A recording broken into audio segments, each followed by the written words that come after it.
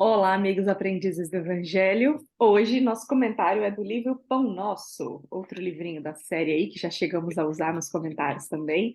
O nosso capítulo hoje escolhido é o 61, cujo título é O Homem com Jesus, baseado numa fala de Paulo que está na carta aos Filipenses, capítulo 4, versículo 4, em que Paulo diz: Regozijai-vos sempre no Senhor. Outra vez digo, regozijai-vos. Do que trata o capítulo, Apolônia? Então, na verdade, o capítulo é muito bom, vale a pena dar uma lida, né? E esse capítulo está vinculado com o próximo capítulo. Então, a semana que vem a gente fará o 62, né?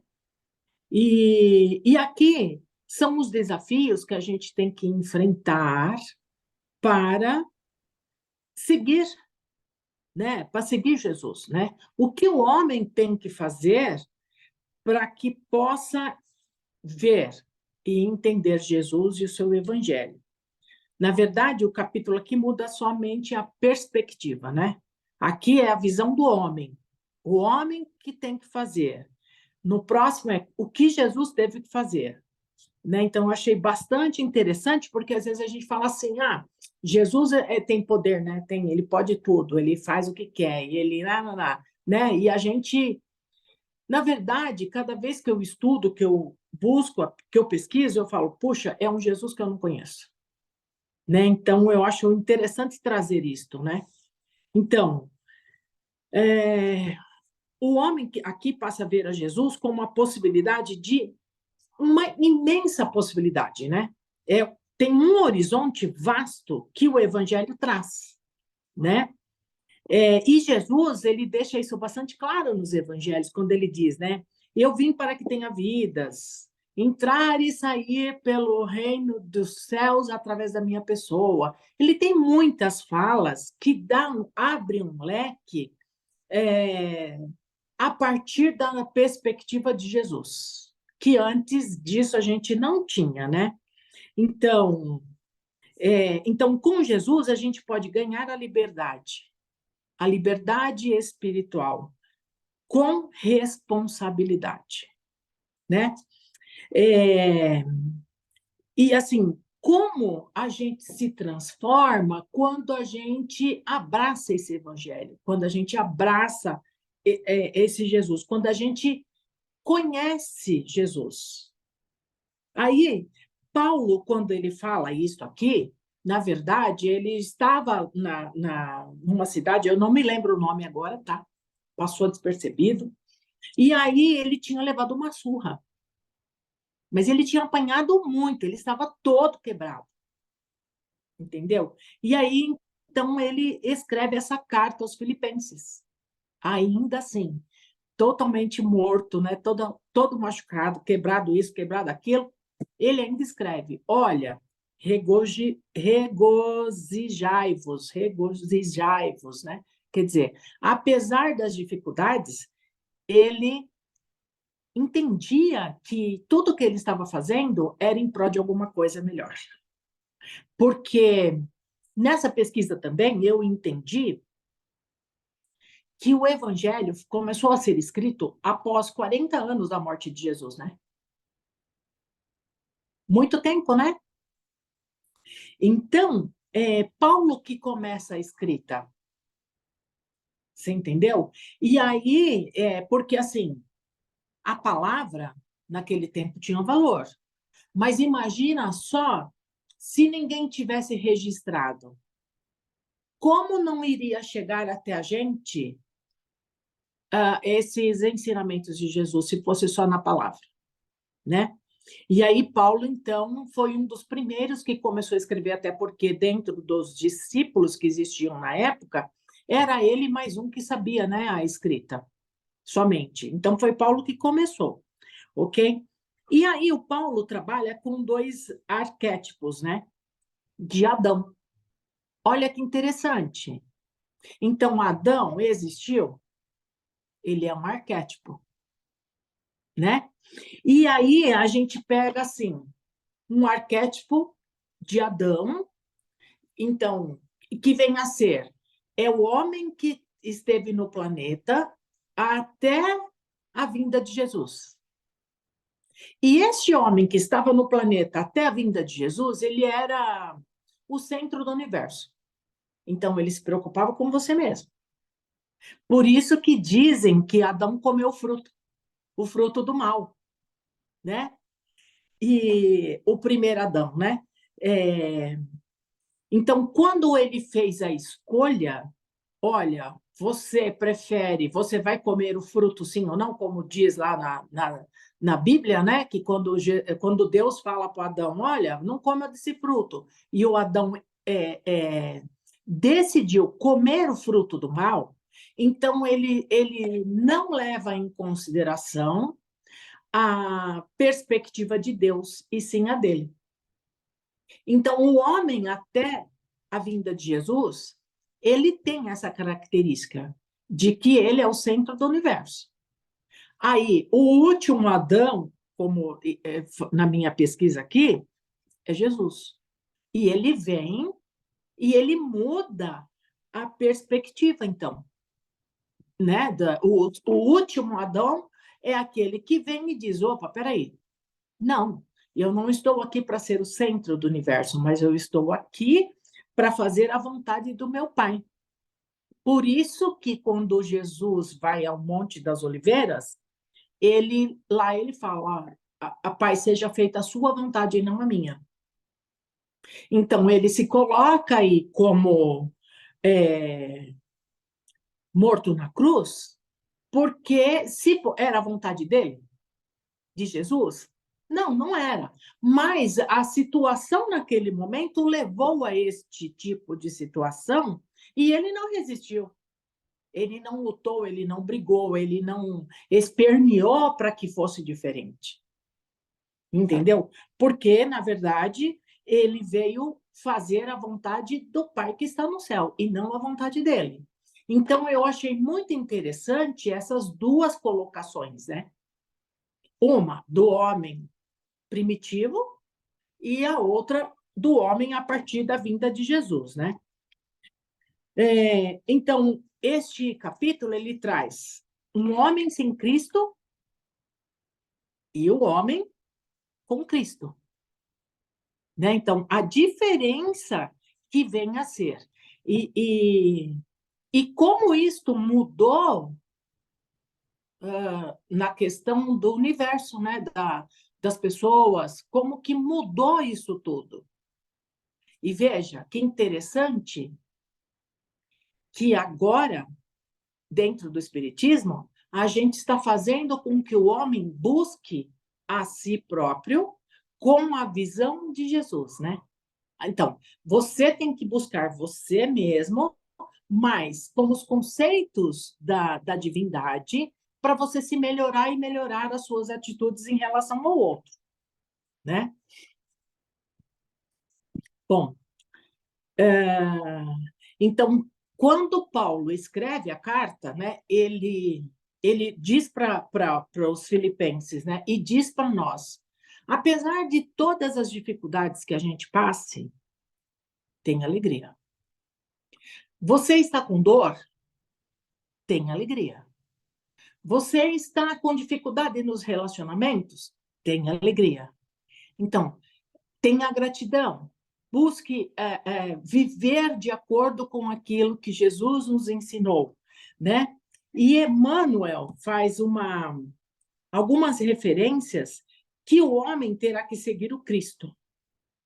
E aí ele sai das trevas e vai para a luz da razão, né? O instinto da razão. E ele sai da ignorância para a sabedoria, né? Estamos muito ainda ligados, embora nós ainda estamos muito ligados ainda à questão do primeiro Adão, né? Porque quantas vezes a gente fala, se Adão não tivesse comido fruto do mal, eu escuto muito isso, né? A gente não estaria sofrendo hoje. Então, quer dizer, a gente ainda se remete muito lá atrás, né? E, na verdade, nós temos que mudar a nossa perspectiva e dizer, né? Ou seja, buscar sempre a presença de Jesus para que a gente possa vivenciar este evangelho Vai ser moleza? Não, é dureza. Mas mesmo assim, a gente pode se tornar um ser iluminado seguindo as pegadas do mestre. Não é isso, Lívia? O que você achou? É isso aí, achei um capítulo lindo em que Emmanuel mais uma vez nos dá um lembrete de tudo que a gente pode alcançar se a gente escolher o caminho do Cristo. Se nós homens estivermos realmente com Jesus, né, que é o título do capítulo. E aí me lembra muito um conceito que é passado, né, de Jesus como caminho, verdade e a vida, que é como se Jesus fosse um GPS, é como se Jesus fosse um manual de instruções. E aí apesar disso, apesar da gente conhecer as características e a importância de um GPS e de um manual de instruções, nós, como seres encarnados, escolhemos errar o caminho. Então a gente escolhe, o GPS fala, seguir em frente, escolha esse caminho. A gente, não vou seguir o GPS, eu vou seguir o caminho, desvio que tá aparecendo aqui, ó. Ah, eu acho que esse caminho deve dar certo. Então, se a gente colocar isso em prática no nosso dia a dia, fazendo esse paralelo, né? E pensar, poxa, eu quero chegar num lugar, eu tenho consciência de onde eu quero chegar. Aí eu coloco o GPS, começo a dirigir, e aí eu resolvo seguir todas as instruções que o mapa me der, eu resolvo seguir a outra parte. Resolvo, ele manda virar à direita, eu simplesmente viro à esquerda. E ele fica replanejando, recalculando rota. E a gente continua insistindo pelo caminho que não vai nos levar ao objetivo. Ou seja, dentro da nossa vida prática, a gente não vai chegar no destino. Manual de instrução, a gente compra uma máquina, tá lá o manual e a gente cisma de querer aprender a mexer sozinho. Se a máquina for complexa e nós não tivermos conhecimento nenhum dela, como nós não temos da evolução, quem sabe é Jesus, quem já chegou lá, como você explicitou, foi só Jesus que deu essa virada de chave de falar assim, ó, não sou eu, é Deus, né? Tudo que fazemos é para alinhar com a regra da divindade. E aí, sendo essa máquina extremamente complexa, a gente não vai aprender a mexer sem o manual. Aí a gente escolhe fazer errado, fazer diferente do manual, a máquina quebra, a gente gasta dinheiro, a gente compra outra máquina, a gente tenta de novo. E enquanto a gente não baixar o nosso narizinho dessa teimosia de não seguir o mapa, a gente vai continuar sofrendo. Continuar voltando aqui nas encarnações e repetindo os erros e fazendo as expiações, né? Que é pagando o que a gente mesmo plantou, reconectando com a divindade, com os erros que a gente repete a cada vida, ao invés de seguir o manual que é Jesus. Então, se o homem se voltasse para Jesus, o Emmanuel bota aqui a lista, você leu alguns, né? O Emmanuel bota aqui a lista de tudo que a gente consegue, de toda a transformação que Cristo nos permite ter, se a gente escolher o caminho do Cristo, se a gente respeitar o Gente, GPS. verdade. Que lindo, né? Ó, com Jesus ergue-se o homem, da treva à luz, da inércia ao serviço, da ignorância à sabedoria, do instinto à razão, da força ao direito, do egoísmo à fraternidade, da tirania à compaixão, da violência ao entendimento, do ódio ao amor. E aí vai, né? O capítulo vai indo. Gente, lindéssimo, lindíssimo. E aí só fica uma última pergunta, né, Lívia? É assim, ó. O quanto nós estamos ainda fazendo, ou o que nós estamos fazendo para chegar até ele? Por quê? Nós já chegamos? Essa fica a pergunta aí para nós, né? O O mapa a que? gente conhece. Pois é. Claro que a Como, gente né? continua estudando, né? Continua estudando Jesus, igual você comentou no começo, para entender a grandiosidade desse espírito puro que esteve entre nós, mas o evangelho é o mapa. O evangelho é Jesus, né? É a vivência de Jesus que está registrada nos papéis, né? Então, a gente tem o mapa. A gente não segue porque a gente não quer, porque a gente é teimoso. E aí o Emmanuel pergunta no final, né? Ó, vocês estão vendo aí o que a gente pode alcançar se a gente escolher seguir Jesus? Que a gente pode Pois é. chegar na geritude, nós vamos chegar. A questão é quanto tempo a Sim. gente vai demorar. É, é isso mesmo. É isso.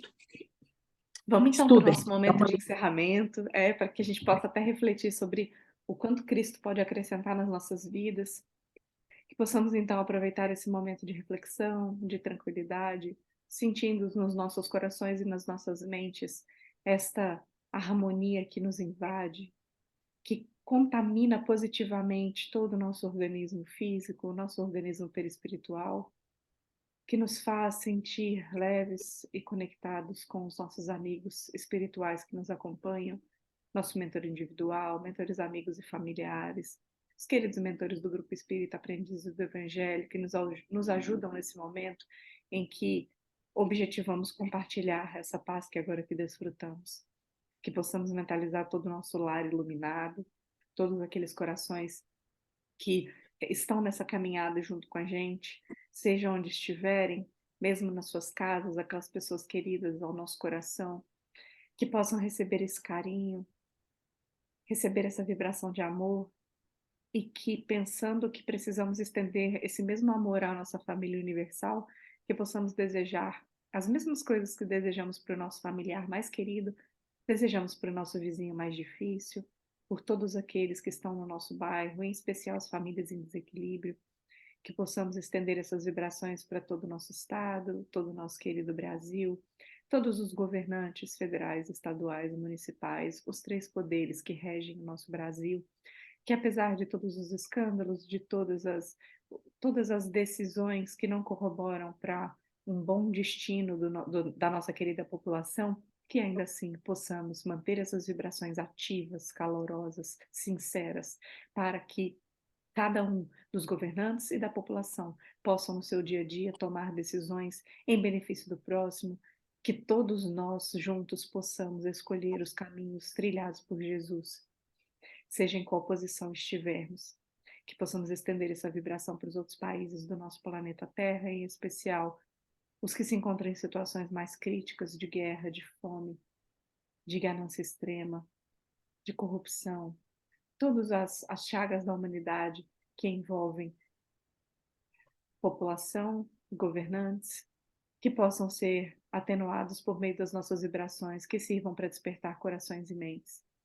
Que possamos também utilizar as nossas vibrações para atenuar o sofrimento em qualquer parte do nosso planeta Terra, seja esse sofrimento físico, espiritual, psicológico, que possamos levar por meio dessa prece alívio e também despertar de coração, despertar de esperança em dias melhores. Que o outro lado da vida também receba as nossas vibrações, todos aqueles que se encontram perdidos, perambulando, persistindo na cegueira, ou então persistindo na ignorância e no mal, que seus corações possam ser tocados pelo nosso compartilhamento de energias desse momento. E que nós possamos nos manter ativamente em prece durante o nosso dia a dia, durante o trabalho, durante o tempo que passamos no trânsito, durante as nossas conversas, que possamos nos manter como instrumentos da paz do Cristo, para que sejamos sempre utilizados para o bem do nosso próximo. Que assim seja. Graças a Deus. Que Até a assim próxima semana, pessoal. Até a próxima.